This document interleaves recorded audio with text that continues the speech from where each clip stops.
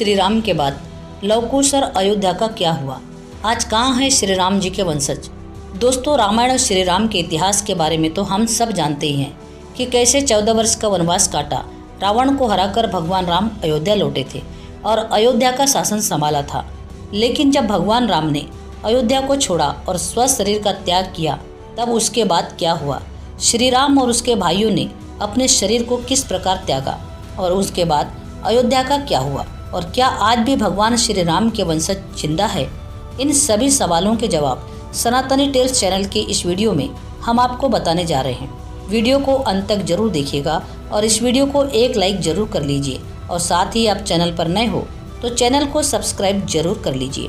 दोस्तों, रामायण के बालकांड और सीता हरण के बारे में हर कोई जानता है और कई लोगों को ये लगता है कि सीता माता ने जब धरती में समाधि ली थी तब रामायण का अंत हो गया। लेकिन ये बात बिल्कुल भी सच नहीं है, क्योंकि श्री हरि ने धरती पर मानव अवतार लिया है तो यकीनन उन्होंने देह त्याग तो किया ही होगा और इस बात का उत्तर मूल रामायण में मिलता है। वाल्मीकि रामायण का पहला अध्याय मूल रामायण कहलाता है। इसमें भगवान श्री राम के देह त्यागने की बात कही गई है।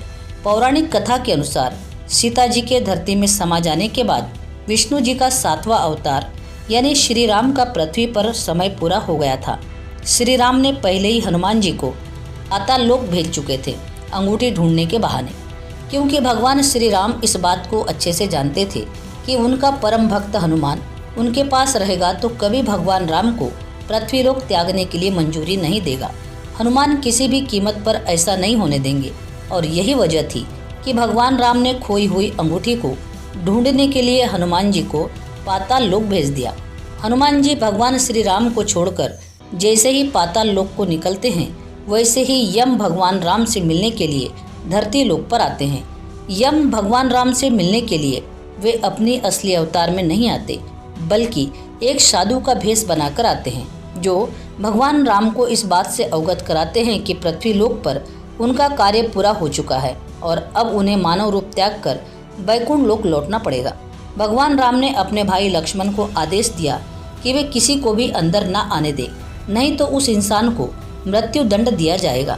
अंदर एक दूसरे से भगवान श्री राम और यम वार्तालाप कर रहे थे। जब राम और यम अंदर थे तब ऋषि दुर्वासा आए। दुर्वासा ऋषि अपने क्रोध के कारण बहुत प्रसिद्ध थे। लक्ष्मण जी ने उन्हें अंदर आने से रोका तो दुर्वासा ऋषि ने श्री राम को श्राप देने की बात कही।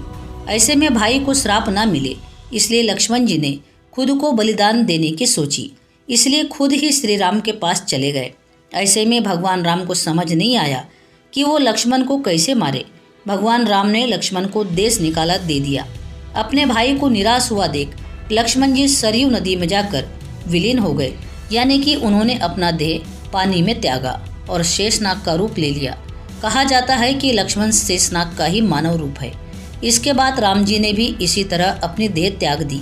लक्ष्मण जी के सरयू नदी में समा जाने से भगवान राम दुखी हुए और उन्होंने जल समाधि लेने का निर्णय ले लिया और भगवान श्री राम ने भी नदी में अपने देह का त्याग कर दिया। उसके तुरंत बाद एक दिव्य विमान आया। उस समय भगवान का स्वरूप बदल गया और 2 की जगह 4 भुजाएं हो गई। अपने वास्तविक रूप भगवान विष्णु के रूप में आने के बाद भगवान उस विमान में बैठ गए। ये देखकर अयोध्या की प्रजा ने कहा, हे प्रभु, आप अपने परम धाम को जा रहे हैं, आपके बिना हमारी दशा क्या होगी? तब भगवान ने अपनी प्रजा से कहा, आप सभी मेरे प्रिय हो, इसलिए आप सभी मेरे साथ चले। और पूरी प्रजा के साथ भगवान श्री राम त्रेता युग के अंतिम चरण में अपने परम धाम को चले गए और इस तरह से पूरी अयोध्या सरयू नदी के जल में समा गई। लेकिन अभी उनके कई राज्य और भी बाकी थे। ऐसे में पौराणिक कथाओं के अनुसार जब श्री राम ने मानव रूप को त्यागने का निश्चय कर भरत का राज्याभिषेक करना चाहा तो भरत नहीं माने। अंत में दक्षिण कौशल प्रदेश, जो आज छत्तीसगढ़ है, उसमें कुश और उत्तर कौशल में लव का राज्याभिषेक किया गया। भगवान राम के काल में भी कौशल राज्य उत्तर कौशल और दक्षिण कौशल में विभाजित था। कालिदास के रघुवंश अनुसार राम ने अपने पुत्र लव को शरावती का और कुश को कुशावती का राज्य दे दिया था। शरावती को श्रवस्ती माने तो निश्चय ही लव का राज्य है, जो उत्तर भारत में था, और कुश का राज्य दक्षिण कौशल में। कुश की राजधानी कुशावती, जो आज के बिलासपुर जिले में थी। कौशला को श्री राम की माता कौशल्या की जन्मभूमि माना जाता है। रघुवंश के अनुसार कुश को अयोध्या जाने के लिए विंध्याचल को पार करना पड़ता था। इससे भी सिद्ध होता है कि इनका राज्य दक्षिण कौशल में था। ऐतिहासिक तथ्यों के अनुसार लव ने लवपुरी नगर की स्थापना की, जो वर्तमान में पाकिस्तान का लाहौर शहर है। यहाँ आज भी एक किले में लव का मंदिर बना हुआ है। फिर लव के वंशज गुजरात चले गए और राजस्थान मेवाड़ में आकर बस गए। यहाँ उन्होंने सिसोदिया वंश की स्थापना की। शायद यही कारण है कि आज मेवाड़ का राज्य प्रतीक सूर्य है। लव से राघव राजपूतों का जन्म हुआ, जिसमें बड़गुजर जयास और शिकरवारों का वंश चला।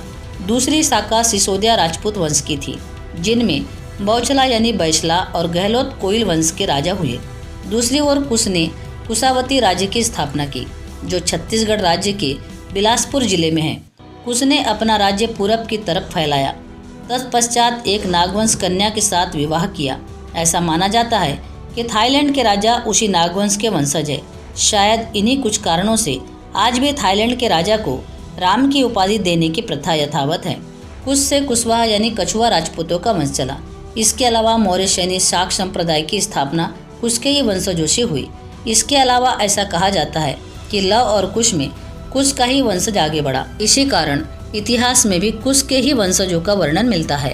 अब आगे बढ़ते हैं। कुश के पुत्र हुए अतिथि, अतिथि के पुत्र हुए निषाद, निषाद के पुत्र हुए नल, नल के बाद हुए नभ, और इस तरह वंशावली बढ़ते बढ़ते जा पहुंची महाभारत काल के राजा ब्रदबल तक। फिर उन्होंने महाभारत के युद्ध में भाग भी लिया था और वे कौरवों की ओर से लड़े थे, और ऐसा माना जाता है कि इनका वध अभिमन्यु के हाथों से हुआ था चक्रव्यूह के दौरान। दोस्तों, पुराणों में 30 दूसरे सूर्यवंशी राजाओं का भी वर्णन मिलता है, जिसमें एक राजा सिद्धार्थ यानी कि गौतम बुद्ध का भी है। इसका मतलब कि गौतम बुद्ध भी भगवान राम के वंशज थे। सूर्यवंश के अंतिम राजा के रूप में राजा सुमित को जाना जाता है, जिनको नंदवंश के संस्थापक पद्मनंद ने हराकर अयोध्या को अपने कब्जे में कर लिया था। अब श्री राम की बात की गई है, तो अब उनके भाइयों की भी बात कर लेते हैं। दोस्तों, भरत के पुत्रों के नाम तक्ष और पुष्कर था। लक्ष्मण के पुत्रों का नाम चित्रांग और चंद्रकेतु था। शत्रुघ्न के पुत्रों का नाम सुबाहु और शूरसेन था। भरत ने अपने नाना केकय राज अशुपति के आमंत्रण और उनकी सहायता से गंधर्व के देश गंधार को जीता था। भरत ने अपने दोनों पुत्रों को वहां का शासन नियुक्त किया। बाद में भरत के दोनों पुत्र तक्ष अपने नाम से तक्षशिला नगरी बसाते हैं और पुष्कर ने पुष्करावती नगरी बसाई। लक्ष्मण के बड़े पुत्र चित्रांगद को अंगद के नाम से भी जाना जाता है। उन्होंने कारुपत का राज्य संभाला, जो आज हिमाचल प्रदेश में है। फिर अंगादिया नगरी बसाकर उसको अपनी राजधानी बनाया। दोस्तों, लक्ष्मण के दूसरे पुत्र चंद्रकेतु ने मन देश का राज्य संभाला, जो आज गोरखपुर के आसपास है। उन्होंने भी चंद्रचक्री नामक एक नगरी बसाई और उसे अपनी राजधानी बनाया। शत्रुघ्न के बड़े पुत्र सुबाहु ने आगे चलकर मथुरा का राज्य संभाला और उनके दूसरे पुत्र शूरसेन ने विदिशा का राज्य संभाला। दोस्तों, सवाल उठना भी सही है, तो क्या भगवान राम का वंशज आज भी हमारी पृथ्वी पर मौजूद है, या फिर ऐसा तो नहीं कि भगवान राम का वंश कहीं किसी काल में खत्म हो गया? तो दोस्तों, आपको बता दें, 2019 में अयोध्या में राम मंदिर को लेकर जब सुनवाई चल रही थी, तब जयपुर राजघराने के पूर्व महाराजा भवानी सिंह की बेटी दिया कुमारी ने सार्वजनिक तौर पर कुछ सबूत पेश किए थे। इससे जाहिर होता है कि राज परिवार भगवान राम के बेटे कुश की वंशावली से आता है। वो कछुआ या कुशवाहा महावंश के वंशज है। मौजूदा भाजपा सांसद दिया कुमारी ने इसके कई सबूत भी दिए और उन्होंने एक पत्रावली भी दिखाई, जिसमें भगवान श्री राम के वंश के सभी पूर्वजों का नाम क्रमवार दर्ज है। इसी में 289वें वंश के रूप में सवाई जयसिंह और 307वें वंशज के रूप में महाराजा भवानी सिंह का नाम लिखा है। दोस्तों, आपसे विनती है कि आप इस वीडियो को ज़्यादा से ज़्यादा शेयर करें, और वीडियो पसंद आई हो तो इस वीडियो को लाइक करके चैनल को सब्सक्राइब जरूर करें और कमेंट में जय श्री राम अवश्य लिखें।